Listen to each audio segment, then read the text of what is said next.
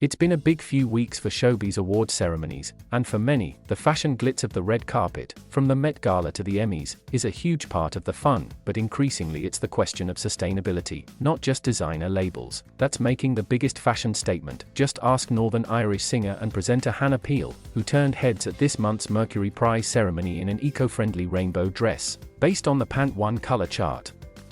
There's no chemicals, it uses 90% less water than it would if it was another material. And it's got a beautiful flow to it, she said. This year's London Fashion Week, which has just finished, has made circularity its buzzword.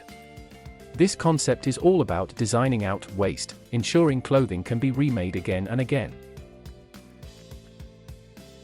The week's schedule featured a screening of Fashionscapes, A Circular Economy, a documentary exploring whether the increased industry pledges around sustainability are anywhere close to being attainable. At present, the fashion industry accounts for about 10% of global carbon emissions and almost 20% of wastewater.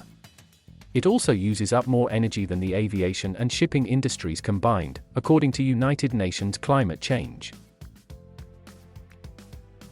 Sustainable fashion is a commitment to challenge this, calling for more durable clothes, produced in a more environmentally friendly way, plus an increased ability to reuse or recycle them wherever possible. Sustainable fashion is fashion within planetary limits, says Professor Kate Fletcher from the London College of Fashion's Centre for Sustainable Fashion.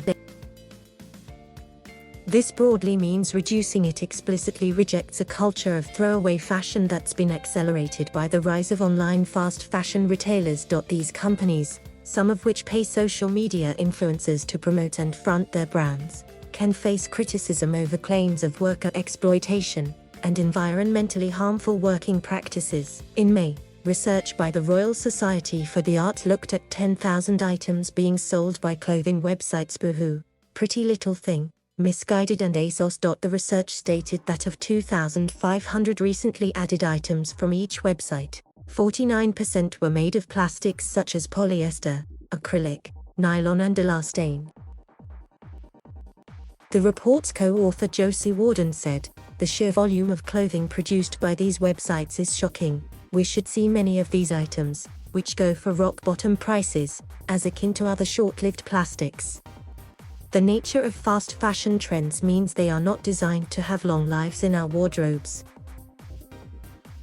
According to the Clean Clothes campaign, in 2018 3 out of 5 of our clothing purchases ended up on the landfill site. The RSA is calling for the government to look at introducing a plastic tax on clothes imported into or produced in the UK. Facing a climate of increased environmental awareness, being seen to go green is big business.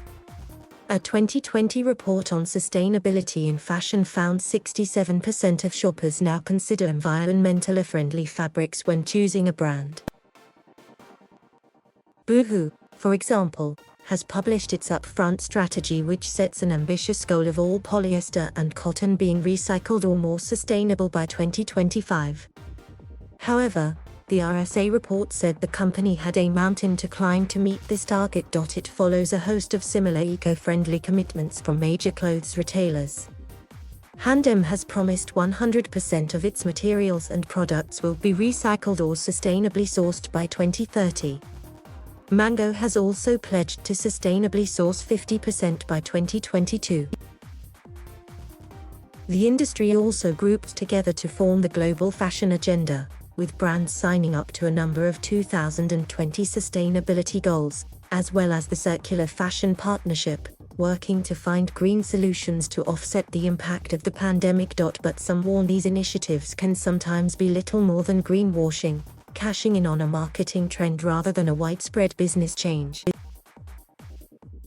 A more dramatic alternative, beyond recycling, is to completely rethink the fabrics used, as shown by Peel's Mercury Prize dress. Tensel's production process is closed-loop, meaning more than 99% of the water and solvents used in the process are collected and reused. Meanwhile, the bleaching of fibers is completely chlorine-free, the label said. But why should companies commit to such a change in outlook? Dr. Bernice Pan, CEO of the sustainable fashion label Deploy, says the pandemic, on top of the worsening environmental landscape, has intensified limits on resources and forced companies to rethink their long-term strategy. It can't just be about quantity and speed anymore.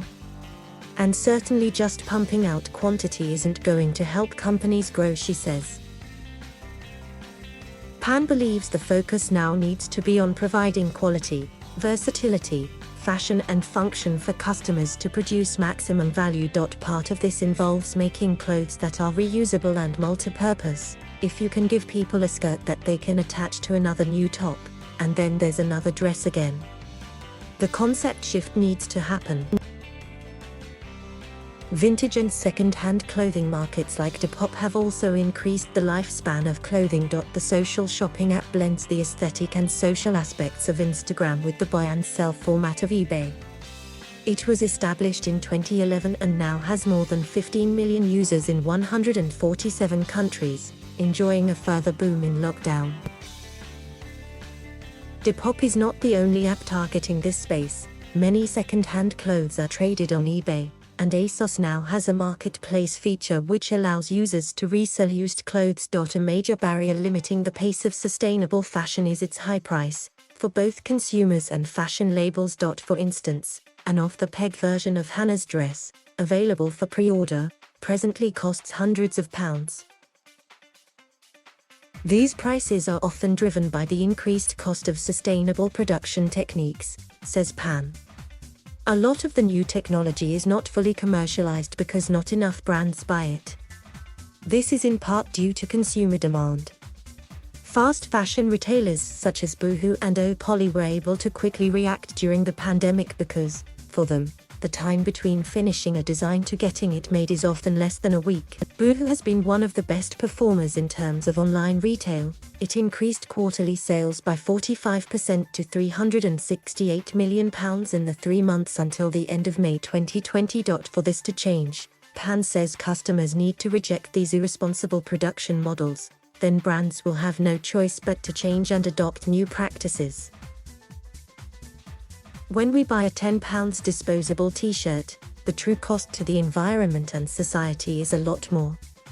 So the question is, are we willing to pay for something disposable, even if it means we have a toxic future to worry about, or are we happier to pay for fewer items that are made more environmental processes and fair labor treatment?